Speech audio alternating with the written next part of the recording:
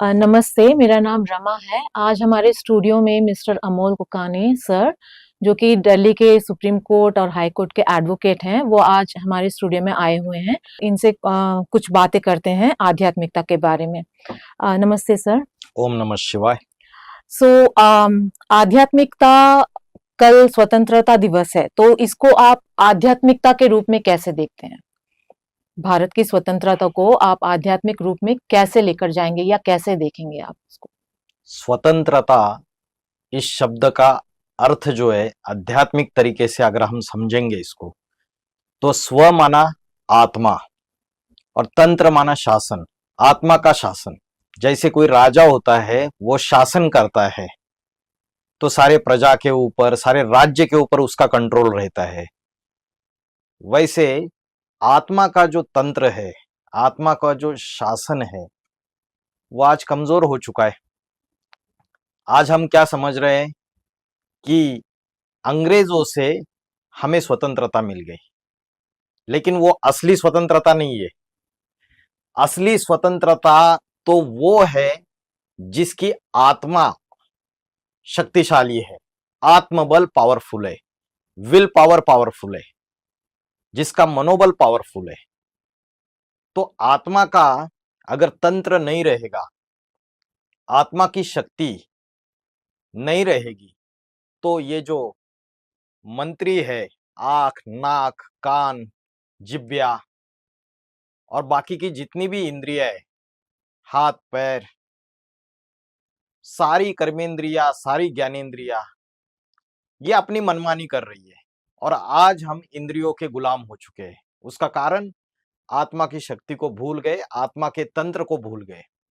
तो स्वतंत्रता का असली अर्थ है कि स्वतंत्रता, विषय विकारों से स्वतंत्रता, अनेक कर्म बंधनों से स्वतंत्रता, जो कर्म के अलग अलग बंधन बन चुके हैं उससे स्वतंत्रता, और मन है जो बड़ा चंचल है, ये मनो जो विकार है, उनसे सबसे स्वतंत्रता, ये असली स्वतंत्रता है। आज हम सारे पराधीन हो चुके हैं और शास्त्रों में बोला है, पराधीन सपने हु सुख नाही। पराधीन को सपने में भी कभी सुख नहीं मिलता है।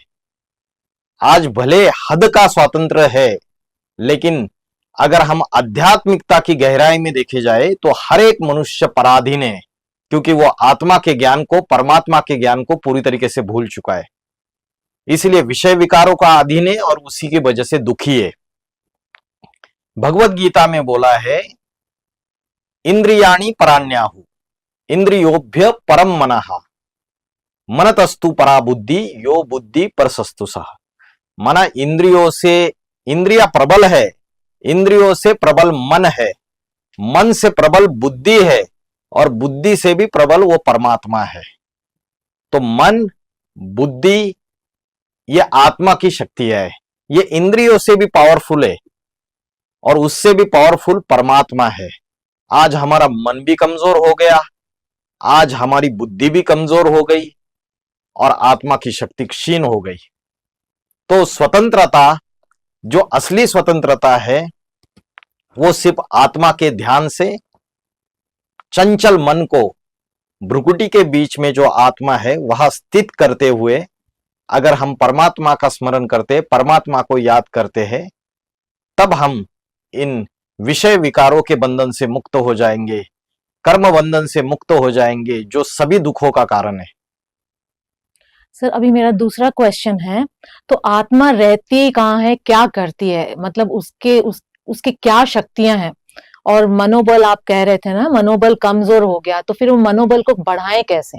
मैंने अभी बताया कि आत्मा जो है वो भ्रुकुटी के बीच में यहां स्थित है। श्रीमद् भगवत गीता में बोला है, भ्रोर मध्य प्राणम आवेश सम्यका। भ्रुकुटी के मध्य में प्राण शक्ति स्थित है, जिसके कारण भारत की कन्या माताएं यहां बिंदी लगाती है, पुरुष लोग टीका लगाते हैं।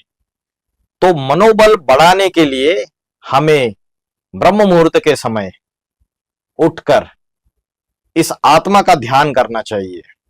जैसे आकाश में सितारा चमकता है, वैसे आत्मा स्टार स्वरूप है, उसका ध्यान करे, चंचल मन को भ्रुकुटी के बीच में एकाग्र करे और परमात्मा का स्मरण करे। लेकिन परमात्मा का स्मरण कैसे करेंगे? परमात्मा को तो देखा ही नहीं है इन आंखों से। आज मंदिर में, मस्जिद में, चर्च में, गुरुद्वारा में हम भगवान को ढूंढ रहे, हजारों सालों से ढूंढ रहे, लेकिन क्या भगवान हमको मिला? आज तक तो भगवान हमको मिला नहीं। तो चैतन्य रूप में परमात्मा शिव इस सृष्टि पर अभी अवतरित हो चुके हैं वर्तमान समय में, और पापी कलयुग को पावन सतयुग में परिवर्तित करने के लिए राजयोग की शिक्षा पढ़ा रहे। स्वयं वो परम शिक्षक, टीचर, सदगुरु बनकर आए। तो परमात्मा जो है, जब स्वयं किसी साधारण मनुष्य शरीर का आधार लेते हैं, तभी हम उनको यथार्थ रूप में याद कर सकते हैं और हमारी आत्मा की शक्ति को पावरफुल बना सकते हैं। जैसे कोई बैटरी होती है, वो डिस्चार्ज हो जाती है तो हम बड़ी बैटरी से कनेक्शन करते हैं, जनरेटर से कनेक्शन करते हैं। तो जनरेटर है परमात्मा, लेकिन वो कब जनरेटर का काम करता है? जब तक वो प्रैक्टिकली इस सृष्टि पर अति साधारण मनुष्य तन में अवतरित नहीं होता है। तो फिर हमें कैसे वो परमात्मा के साथ कनेक्शन करना है, कैसे जोड़ना है ताकि हमारी आत्मा में भी शक्ति आ सके? कैसे पहचाने? सबसे पहले तो मैंने बताया, वो साधारण मनुष्य शरीर में आता है। श्रीमद् भगवत गीता में बोला है, अवजानान्ति मामूढ़ा मानुषी तनुमाश्रितम। मुझ साधारण तन में अवतरित हुए भगवान को मूर्ख बुद्धि लोग पहचान नहीं पाते, क्योंकि कलयुग के भौतिक सुखों में उलझे हुए रहते हैं। तो ईश्वर जब साधारण तन में आता है तो बड़े बड़े इंटेलेक्चुअल्स, फिलोसोफर्स मूर्ख बन जाते हैं, वो पहचान नहीं पाते ईश्वर को। जैसे जीसस क्राइस्ट ने आके ज्ञान सुनाया सबको, लेकिन क्या हुआ? उस समय के जो यहूदी धर्मगुरु थे, उन्होंने क्या किया? झूठे आरोप लगाए, कलंक लगाए और जीसस क्राइस्ट को सूली पे ठोक के मार दिया। आज 2000 साल पहले जीसस क्राइस्ट को सूली पे ठोक के मारा था। आज 2000 साल के बाद 300-350 करोड़ फॉलोवर्स है जीसस क्राइस्ट के। सिमिलरली परमात्मा शिव अभी अति साधारण मनुष्य तन में अवतरित होके अपना गुप्त कार्य कर रहे हैं, लेकिन मनुष्य उनको पहचान नहीं पा रहे। उसका कारण है घोर पापी कलयुग। माया का आवरण बुद्धि के ऊपर है सबके, विषय विकारों का आवरण है, काम, क्रोध, लोभ, मोह, अहंकार। इसके लिए उस साधारण मनुष्य तन में आए हुए भगवान को हम पहचान नहीं पा रहे। तो सबसे पहली चीज है उसको पहचानना। और उसको कैसे पहचानेंगे? तो उसको पहचानने का एक ही तरीका है, ईश्वरीय ज्ञान, आध्यात्मिक ज्ञान। क्योंकि वो जिस शरीर में प्रवेश करके आध्यात्मिक ज्ञान सुनाता है, वो ज्ञान आज तक तुलसीदास, कबीरदास, सूरदास, संत ज्ञानेश्वर, संत तुकाराम, मीराबाई, कोई भी संत महात्मा, Guru Nanak ji, Gautam Buddha, Jesus Christ, prophet Muhammad, कोई भी धर्म पिता, कोई धर्मात्मा, कोई भी ऐसा ज्ञान नहीं सुना पाया। ऐसा ज्ञान, सृष्टि के परिवर्तन का ज्ञान, वो स्वयं परम पिता परमात्मा शिव अति साधारण मनुष्य तन में आके सुना रहे हैं। तो सिर्फ ज्ञान के आधार से ही पहचान होती है उनकी। लेकिन आज मनुष्य के पास कोई ईश्वरीय ज्ञान, आध्यात्मिक ज्ञान सुनने के लिए समय ही नहीं है, क्योंकि आज हम अपने शरीर को ही सब कुछ समझ बैठे हैं, आत्मा को भूल चुके हैं। आज बहुत सारे महाराज है, बाबाए है, लेकिन उन सब में वो सच्चा हीरा, वो असली हीरा इस सृष्टि पे अवतरित हो चुका है। बोलते हैं रामचंद्र कहे गए सिया से, ऐसा कलयुग आएगा, हंस चुभेगा दाना और कौवा मोती खाएगा। तो सच में कौवा मोती खा रहा है। और जो राजहंस है परम पिता परमात्मा शिव, वो अति साधारण मनुष्य तन में गुप्त रूप में ईश्वरीय ज्ञान का प्रचार प्रसार का कार्य कर रहा है। तो फिर अभी हम कैसे पहचाने कि वो जो गुरु, बाहर के गुरु जो ज्ञान दे रहे हैं और ईश्वर जो ज्ञान दे रहे हैं, उसमें कौन सा सच्चा है, क्या फर्क है? क्योंकि वो भी साधारण मनुष्य तन में आए हुए हैं ना, तो लोग तो उन्हें मानेंगे नहीं, तो फिर वो गुरु लोगों को ही मानेंगे ना। तो फिर कैसे पता चलेगा कि गुरुओं का ज्ञान, और गुरु तो एक नहीं है, ढेर सारे हैं, तो गुरुओं का ज्ञान अच्छा सच्चा है या इस मनुष्य का ज्ञान सच्चा है? कैसे पता चले? अभी किसी ने कभी कोई शास्त्र पढ़ा ही नहीं है, तो फिर उसको कैसे हम समझाएंगे कि इनके तन के द्वारा जो भगवान ज्ञान सुना रहे हैं वही सच्चा ज्ञान है? शास्त्रों में आज जो शास्त्र है उसमें शास्त्रों में भी बहुत सारी इंटरप्रिटेशंस हो गई है। भगवत गीता की हजारों टीका टिप्पणियां हो गई है। तो जैसे कलयुग में आटा, दाल, चावल, तेल, सारी खाने पीने की, ओढ़ने की, पहनने की सारी चीजों में मिलावट हो गई, मिक्सचरिटी हो गई। वैसे ही शास्त्रों में, भगवत गीता में, सभी में बहुत सारी मिक्सचरिटी हो गई।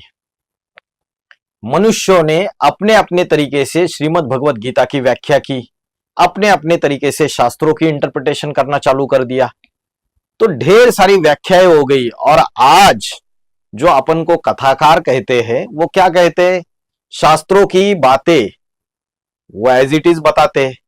तो परमात्मा का सबसे बड़ा प्रूफ रहेगा कि वो आकर जो ज्ञान सुनाता है वो नित्य नया ज्ञान सुनाता है। अगर शास्त्रों से ही सृष्टि का उद्धार होना होता, भारत का उद्धार होना होता, तो 2000 हजारों साल से ये शास्त्र चले आए, लेकिन फिर भी भारतवासी, ये सृष्टि सारी नीचे गिरती गई, पतन के गर्त में चली गई, पापों के गर्त में चली गई। गंगा के पानी में जाके नहा रहे हजारों साल से, लेकिन क्या किसी के पाप धुल गए? क्या दुनिया पावन बन गई? और ही पापों के गर्त में चले गए। उसका मूल कारण है कि आज जितने भी ज्ञान सुनाने वाले अनेक अनेक बाबा है, संत महात्मा है, महाराज है, वो मनुष्यकृत जो बातें हैं उसी को ही सुनाते हैं।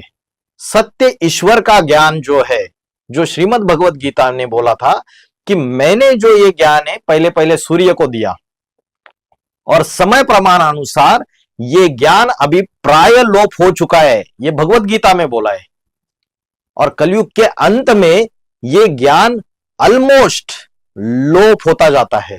जब ये ऑलमोस्ट लोप होता जाता है तो परमात्मा फिर से इस सृष्टि पे अवतरित होके नया ज्ञान सुनाते हैं। तो आप जब ज्ञान को सुनेंगे तो आपको पता चलेगा कि शास्त्रों का जो लिमिटेड ज्ञान है उससे वो ज्ञान परे है। क्योंकि भगवान का ज्ञान ऐसा है कि धरती को कागज बनाओ, सारे जंगल की लकड़ियां काटकर उसको कलम बनाओ, और सागर को स्याही बनाओ, फिर भी ये ज्ञान खत्म नहीं होता। ऐसा ही अकूट ज्ञान का भंडार है परमात्मा। तो परमात्मा नया ज्ञान सुनाता है। जीसस क्राइस्ट आए, उन्होंने कभी बाइबल लिखी नहीं। गुरु नानक जी आए, उन्होंने ग्रंथ साहब लिखी नहीं। प्रॉफेट मोहम्मद साहब आए, उन्होंने कुरान लिखी नहीं, बाद में उनके फॉलोअर्स ने लिखी, उन्होंने तो मुख से ज्ञान सुनाया। वैसे ही परमात्मा आके नित्य नया ज्ञान सुना रहे हैं। हाँ, उसमें शास्त्रों का सार जरूर है, लेकिन ऐसा नया ज्ञान सुनाते हैं जो एक्यूरेट वर्तमान समय में लागू होगा। उस ज्ञान के आधार से ही पहचान होगी ये स्वयं ईश्वर का ज्ञान है, ये कोई साधारण मनुष्य का ज्ञान नहीं है। सर जी, अभी मेरा अगला क्वेश्चन है। अभी अभी आपने उत्तर जब दिया था उसमें श्रीमद् भगवत गीता का रेफरेंस दिया था, तो आप श्रीमद् भगवत गीता को ही क्यों लेते हैं? क्योंकि शास्त्र तो अनेक है, महाभारत है, रामायण है, अनेक वेद है, उपनिषद है, फिर आपने भगवत गीता का ही रेफरेंस क्यों लिया? भगवत गीता जो है सर्वशास्त्र शिरोमणि बोलते हैं इसको, gem of all the scriptures. और सभी धर्मों के जो फिलोसोफर्स है, जो स्पिरिचुअल स्कॉलर्स है, चाहे मुस्लिम धर्म हो, चाहे क्रिश्चियन धर्म हो, चाहे कोई भी धर्म हो, सभी धर्मों के स्पिरिचुअल स्कॉलर्स ने इसको एक्सेप्ट किया है, उसका लोहा माना है। और श्रीमद् भगवत गीता जो है सभी शास्त्रों का सार है। तो श्रीमद् भगवत गीता का जो ज्ञान है वो एक ही ज्ञान ऐसा है जिसमें लिखा है भगवान वाच। तो जो स्वयं भगवान की वाणी है तो उसका ही आधार लेंगे। तो परमात्मा ने स्वयं ये ज्ञान दिया हुआ है। और श्रीमद् भगवत गीता में बोला है, यावानार्थ उदपाने सर्वथा संप्लुतोदके तावान सर्वेषु वेदेषु ब्राह्मणस्य विजानते। अर्थात जो वेद है, वेद क्या है? छोटा सा तालाब है, it is a small lake. और उसके सामने जो ब्रह्म ज्ञान है, जो डायरेक्ट परमात्मा द्वारा जो दिया गया ज्ञान है, साक्षात ईश्वर के द्वारा दिया गया जो ज्ञान है, वो ज्ञान सर्वश्रेष्ठ है। वेदों के सामने ईश्वर के द्वारा दिया गया डायरेक्ट ज्ञान वो उससे भी सर्वश्रेष्ठ है। ये भगवत गीता में बोला है। तो ईश्वर के द्वारा दिया गया ज्ञान वेदों से भी सर्वश्रेष्ठ है। और वेद जो है वो तीनों गुणों से पसार होते हैं, सतो रजो तमो।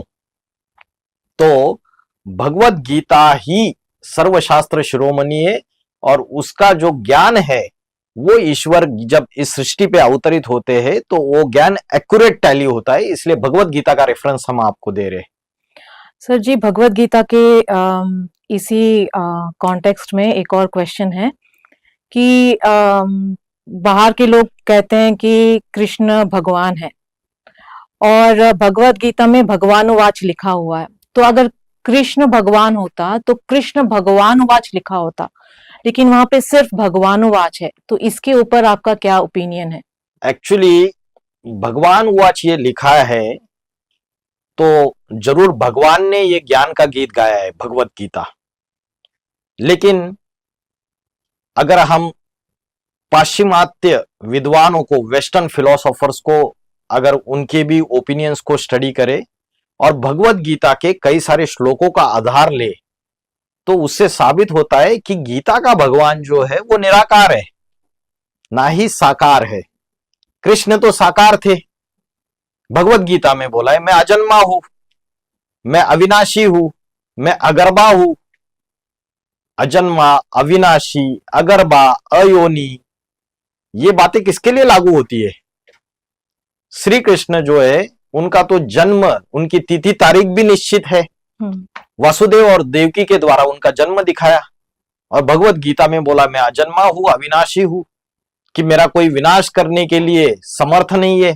अविनाशी तु तद्विद्धि येन सर्वमिदं ततम विनाशम अव्यास्य न कश्चित कर्तुम अर्हसि। कोई भी मेरा विनाश करने के लिए समर्थ नहीं है। लेकिन श्री कृष्ण को दिखाया कि बहेलिये ने पांव में तीर मारा और उनकी मृत्यु हो गई। तो गीता का ज्ञान सुनाने वाला वो अजन्मा, अविनाशी, अगर्भा, अयोनि वो कौन है? वो निराकार कौन है? तो वो जो निराकार परमात्मा है वो भगवान है असली। तो वो निराकार द्वारा वो ज्ञान सुनाया, वो स्वयं शिव है। अब ये बात कैसे साबित होती है? क्योंकि शिव ये 33 करोड़ देवी देवताओं में एक ही ऐसी देवता है जिनका ना जन्म दिखाया जाता है, ना उनके माता पिता दिखाए जाते हैं, ना उनकी मृत्यु दिखाई जाती है। इसलिए अविनाशी ये बात शिव के ऊपर लागू होती है, अजन्मा ये बात उनके ऊपर लागू होती है। और गीता में एक श्लोक आया है, कालोस्मि लोकक्षय कृत प्रवृद्धो, मैं इस सारे संसार का विनाश करने के लिए प्रवृत्त हूं, मैं महाकाल हूं।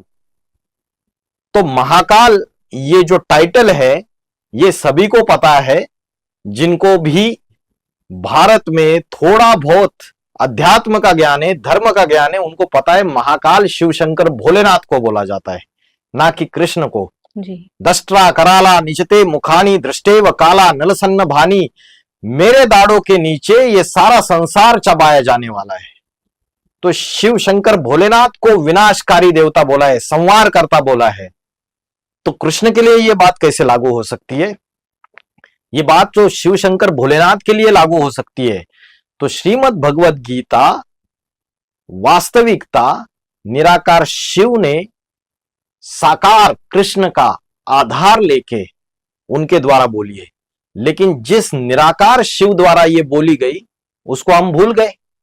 श्री कृष्ण के उपासकों ने उसमें कृष्ण का नाम डाल दिया। अगर आप 2000 साल पहले के शास्त्र देखेंगे, श्वेता श्वतरो उपनिषद के पहले, तो उस समय गीता निराकारवादी रचना थी और होपकिंस, गर्वे और अलग अलग फर्कुहार, ये जो पाश्चात्य विद्वान है, वेस्टर्न फिलोसोफर्स है, उन्होंने इन सारे 2000 साल पहले के भारत के ग्रंथों का अभ्यास करके ये चीजें साबित करके दिखाई कि गीता तो निराकारवादी रचना है, शिव की रचना है, और बाद में उसमें साकार कृष्ण का नाम डाल दिया। तो शिव है रचयिता, कृष्ण है उसकी रचना।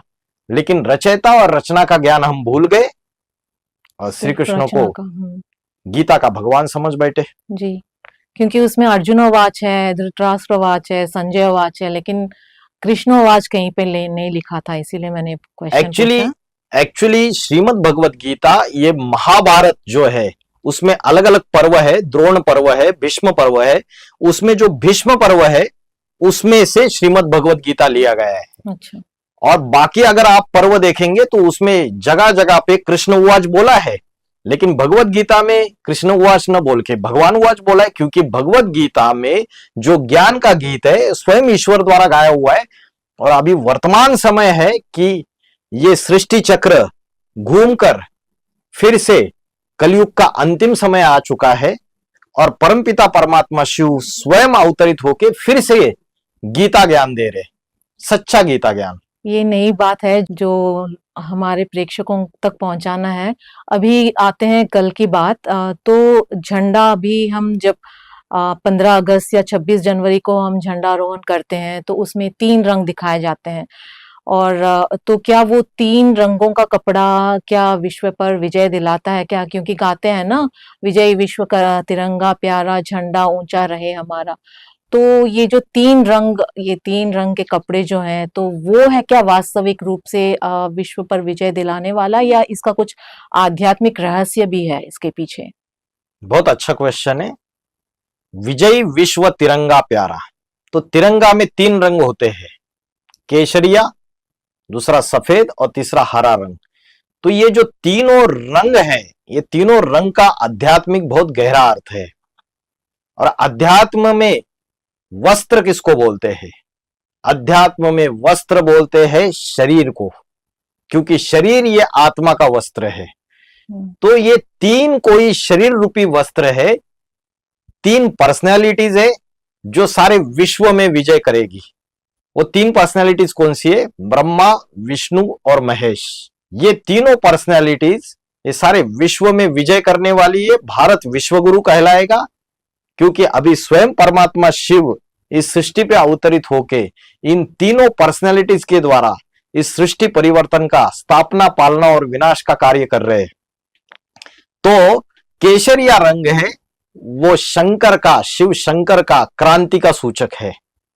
और जो सफेद रंग है वो विष्णु का सूचक है, पवित्रता का, क्योंकि आने वाला जो है वो विष्णु का राज्य या लक्ष्मी नारायण का राज्य आने वाला है। कलयुग का विनाश और नई दुनिया की स्थापना होने वाली है। और जो हरा रंग है वो ब्रह्मा का सूचक है, जो हरी भरी नई जो सतयुग की स्वर्ग की दुनिया आएगी उसका सूचक है। तो ईश्वर आके जो अलौकिक कार्य करते हैं उसी की महिमा भारतवर्ष में हो रही है, लेकिन हम उसके आध्यात्मिक गहरे रहस्य को नहीं जानते। और शिव शंकर भोलेनाथ के द्वारा जो क्रांति होती है वो क्रांति कौन सी क्रांति होती है और कौन सा विनाश होता है? वो क्रांति आध्यात्मिक क्रांति होती है। और विनाश होता है अनेक धर्मों का, अनेक जातियों का, अनेक परंपराओं का, अनेक कुरीतियों का, और एक सद्धर्म स्थापन होता है, सनातन देवी देवता धर्म। तो ये क्रांति की बात सिर्फ शिव शंकर भोलेनाथ कर सकते हैं। आज के कोई भी राजनेता, धर्म नेता, संत महात्मा इस सृष्टि का पुनरुत्थान या सृष्टि का पुनर्निर्माण नहीं कर सकते, सनातन धर्म की पुनर्स्थापना नहीं कर सकते, क्योंकि सनातन धर्म भी प्राय लोप होता आया हुआ है। तो स्वयं ईश्वर आके ही फिर से आदि सनातन देवी देवता धर्म की स्थापना करते हैं, बड़ी क्रांति करते हैं इस सृष्टि में, और तब जाके सृष्टि में परिवर्तन हो जाता है। इसलिए श्रीमद् भगवत गीता में एक श्लोक आया है, मयाध्यक्षेन प्रकृति सूयते स चराचरम हेतु नानेन कौन्तेय जगत विपरिवर्तते। मेरी अध्यक्षता में मैं इस सृष्टि का पापी कलयुग से पावन सतयुग में परिवर्तन करता हूं। अभी वर्तमान समय जो है उसमें वो प्रैक्टिकल कार्य परमात्मा का चल रहा है। जो मनुष्य परमात्मा को पहचान के अपने आत्मा को साफ कर रहे, आत्मा का मैला उसको साफ सफाई कर रहे, क्लींसिंग कर रहे, उसकी आत्मा को पवित्र बना रहे और शरीर को पवित्र बना रहे, वो आने वाली नई दुनिया में वो परमात्मा के नए राज्य में, जिसको राम राज्य बोलो, सतयुग बोलो, स्वर्ग बोलो, जन्नत बोलो, पैराडाइज बोलो, उसमें आएंगे और नई सृष्टि स्थापन हो जाएगी जहां कोई दुख, अशांति, भ्रष्टाचार, व्यभिचार, हिंसा, आतंकवाद कुछ भी नहीं रहेगा। शास्त्रों में बोला है, दैहिक दैविक भौतिक तापा, राम राज्य काहू नहीं व्यापा। वहां आज जैसे देह की बीमारियां रहती है, हजारों टाइप्स के रोग है, डिसीजेस है, लाखों, देह की बीमारियां नहीं रहेगी, अकाले मृत्यु नहीं रहेगी, शांति, सुख और आनंद का राज्य होगा, शाश्वत शांति सुख रहेगा।